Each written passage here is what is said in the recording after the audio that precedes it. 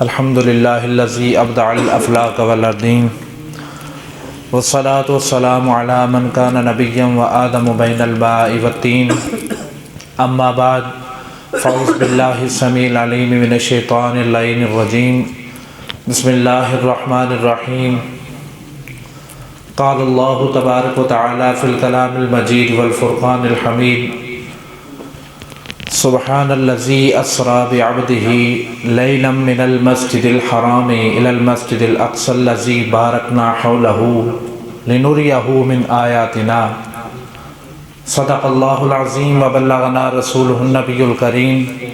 ونحن علی ذلک لمن الشاہدین والشاکرین والحمد للہ رب العالمین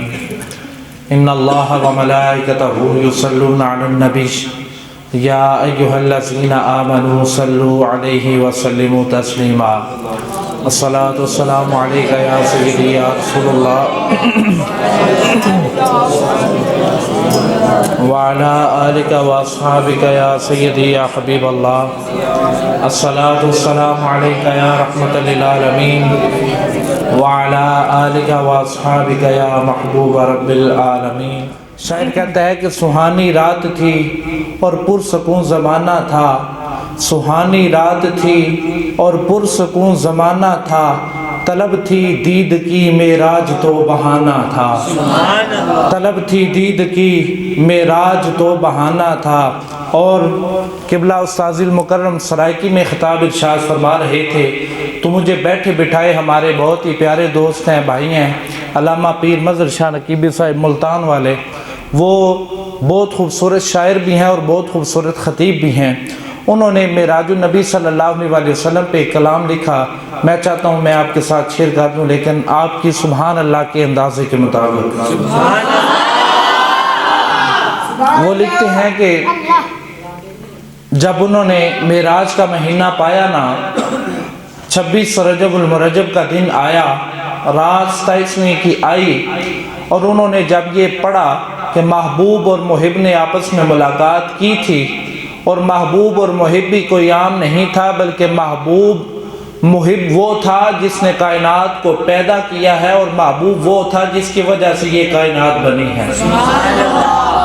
تو انہوں نے جب یہ محبوب اور محب کی جو ملاقات ہے اس کو پڑھا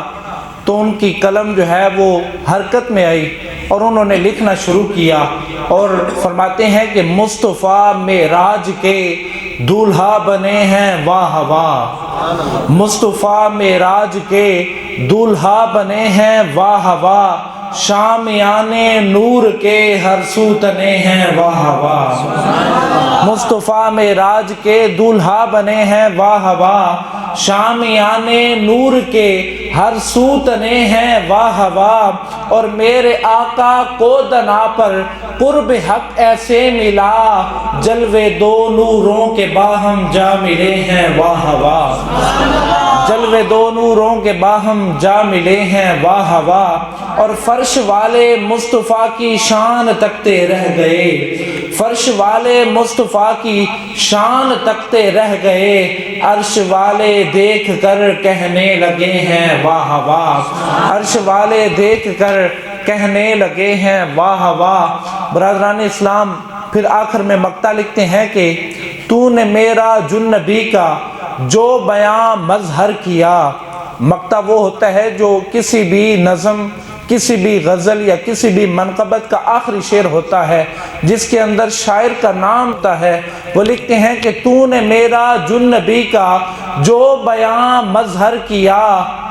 ہے یقین سرکار تجھ کو سن رہے ہیں واہ واہ، ہے یقین سرکار تجھ کو سن رہے ہیں واہ واہ، ہے یقین سرکار تجھ کو سن رہے ہیں واہ واہ۔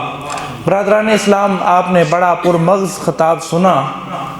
استاذ المکرم حضرت علامہ مولانا محمد شہزاد احمد سعیدی صاحب زیدہ اقبال ہو،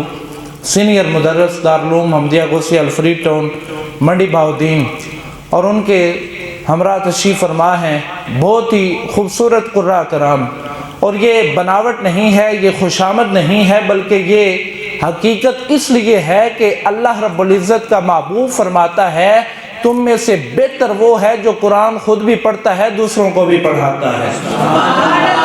حضور کی بارگاہ میں سوال کیا گیا نا کہ یا رسول اللہ ہر بندہ کہتا ہے فلاں بہتر، فلاں بہتر، فلاں اچھا، فلاں بھلائی والا، آپ فرمائیں کہ ہم سب میں سے بہتر کون ہے؟ تو حضور نے فرمایا تم میں سے بہتر وہ ہے جو قرآن خود بھی پڑھتا ہے، دوسروں کو بھی پڑھاتا ہے۔ تو ہمارے اساتذہ کرام اس بات پہ اس لیے پورے اترتے نظر آتے ہیں کہ مغرب کے بعد میں ان کو دیکھتا ہوں تو یہ قرآن اپنا بھی پڑھ رہے ہوتے ہیں اور ساتھ طلباء کو پڑھا بھی رہے ہوتے ہیں، تو یہ حساب سے اس حدیث کا مصداق بنتے ہیں۔ اللہ رب العزت ہمیں قرآن کی دولت سمیٹنے کی توفیق عطا فرمائے۔ انشاءاللہ میں 4 سے 5 منٹ آپ کا ٹائم لوں گا اور 1-2 باتیں حضور کی شان کے مطابق وہ آپ کے سامنے گوش گزار کر کے اجازت چاہوں گا۔ چونکہ آج میرا نبی صلی اللہ علیہ وسلم کے حوالہ سے یہ خوبصورت محفل منعقد ہے اور آج کا دن جو ہے یہ حضور کے اس سفر مبارک کے ساتھ خاص ہے جو سفر دنیاوی سفر نہیں تھا، جو سفر بیرون ممالک کا سفر نہیں تھا، جو سفر جدہ سے انڈیا کا سفر نہیں تھا، جو سفر پاکستان سے یورپ کا سفر نہیں تھا، بلکہ یہ سفر جو تھا یہ ایک محبوب جو تھا وہ کرنے والا تھا، اور جو اس کی میزبانی کا شرف حاصل کر رہا تھا وہ خود اللہ رب العزت کی ذات تھی۔ تو حضور کی شان کے حوالہ سے آج کی رات ہم جتنی بھی باتیں کر لیں میرے خیال میں ہماری زبانیں تھک جائیں گی، ہمارے قلم ٹوٹ جائیں گے، ہماری یہ جو محافل ہے، ہمارے یہ جو ناظرین ہیں یہ تھک جائیں گے، حضور کا ذکر ختم نہیں ہو سکتا۔ ایک بڑی خوبصورت بات حضور کے ذکر کے حوالہ سے آپ کے سامنے عرض کرنا چاہوں گا، آپ کی توجہ ہے نا؟ کہیے سبحان اللہ۔ قارون جو تھا نا، قارون وہ اسلام کا بہت بڑا دشمن تھا۔ حضرت موسیٰ کلیم اللہ رضی اللہ تعالیٰ عنہ ان کے دور کا سب سے بڑا گنڈا تھا، سب سے بڑا سردار تھا اور سب سے بڑا کافر تھا، اور اسے اپنی دولت پہ اتنا مان تھا کہ وہ کہتا تھا یہ دولت جو ہے یہ میری خود کی پیدا کرتا ہے، مجھے کسی نے عطا نہیں کی۔ تو جب اس نے مسلسل حضرت موسیٰ علیہ السلام کی نافرمانی کی نا، توجہ کرنی ہے آپ نے، صرف 4-5 منٹ آپ کی توجہ چاہیے، یہ جو سو رہے ہیں یہ تھوڑی دیر کے لیے بیدار ہو جائیں۔ حضرت موسیٰ علیہ السلام کے دور میں قارون نے جب مسلسل حضرت موسیٰ علیہ السلام کی نافرمانی کی نا، حضرت موسیٰ علیہ السلام اسے اللہ کی توحید کی دعوت دیتے رہے کہ اللہ کو ایک مان لو، اسی کی عبادت کرو، اور وہ ہمیشہ حضرت موسیٰ علیہ السلام کی اس دعوت کو جب ٹھکراتا رہا نا، تو ایک دن حضرت موسیٰ علیہ السلام نے رب کریم کی بارگاہ میں عرض کی، یا اللہ میں نے اس کو ساری زندگی دعوت دی ہے، یا اللہ اس کا جو محاسبہ ہے وہ تو خود فرما۔ اب جب موسیٰ علیہ السلام کی اس نے مسلسل نافرمانی کی نا، تو اللہ رب العزت نے موسیٰ کی دعا کو قبول کیا اور فرشتوں کو حکم دیا کہ اس قارون کو زمین کے آخری گڑھے تک دھنسا دیا جائے، اس کو زمین کھود کے زمین کا جو آخری حصہ ہے، آخری درجہ ہے نا، اس کے اندر اس قارون کو دھنسا دیا جائے، اور صرف اس کو ہی نہیں بلکہ اس کی جو تمام دولت ہے جن پہ یہ غرور کرتا ہے، تکبر کرتا ہے، گھمنڈ کرتا ہے، اس کو اپنی دولت کے سمیت زمین کے آخری گڑھے تک دھنسا دیا جائے۔ تو جب اللہ رب العزت نے فرشتوں کو حکم دیا نا کہ اس کو زمین کے آخری گڑھے تک دھنسا دیا جائے، تو فرشتوں نے اللہ کے حکم سے اس کو زمین کے آخری گڑھے تک جب دھنسانا شروع کر دیا نا، تو زمین کے اندر مفسرین کرام بتاتے ہیں 7 درجے ہیں۔ کتنے ہیں؟ 7 مرحلے ہیں، اس کو آپ مرحلے کہہ لیں، اس کو آپ درجے کہہ لیں، اس کو آپ جو ہے وہ 7 مقامات کہہ لیں۔ تو جب زمین میں انہوں نے دھنسانا شروع کیا تو جب تیسرے درجے پہ پہنچتا ہے نا زمین کے اندر، ابھی 7 کی طرف نہیں گیا بلکہ تیسرے درجے پہ جب پہنچتا ہے نا، تو وہاں کی مخلوق نے اس سے سوال کیا کہ اے قارون، تجھ سے کون سا ایسا بڑا گناہ سرزد ہوا ہے، تجھ سے ایسی بڑی کون سی غلطی ہوئی ہے کہ جس کی وجہ سے آج رب نے تجھے زمین کے اندر دھنسانا شروع کر دیا ہے۔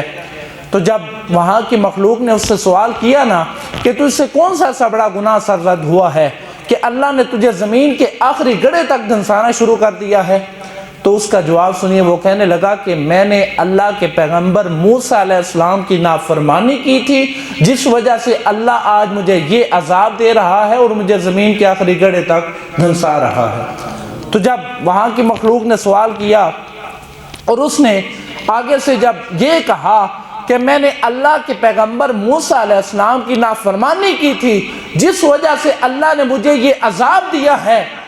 اب اتنا کہنے کی دیر تھی، اس کی زبان پہ موسیٰ کا نام آیا۔ اللہ نے فرشتوں کو حکم دیا کہ فرشتوں اس کا عذاب روک دو، اس کی زبان پہ میرے پیغمبر موسیٰ کا نام آ گیا ہے، اس کی زبان پہ میرے پیغمبر موسیٰ کا نام آ گیا ہے، اس لیے اس کا عذاب یہیں روک دیا جائے۔ لیکن اس سے اگلی جو بات ہے وہ اس سے زیادہ مزے والی ہے، آپ کہیے سبحان اللہ۔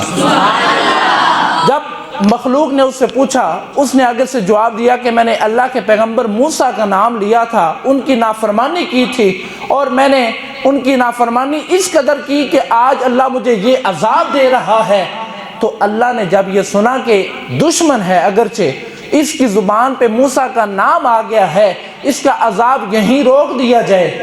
تو مجھے یہ بتائیں کہ جس کی زبان پہ موسیٰ کا نام آ جائے، اللہ اس کا عذاب وہیں روک دیتا ہے، اللہ اس کو اس مشکل سے نکال دیتا ہے، اللہ اس کو اس آزمائی سے نکال سکتا ہے، تو جس کی زبان پہ موسیٰ کے امام جناب محمد مصطفیٰ کا نام آ جائے، اس کا مقام کیا ہوگا؟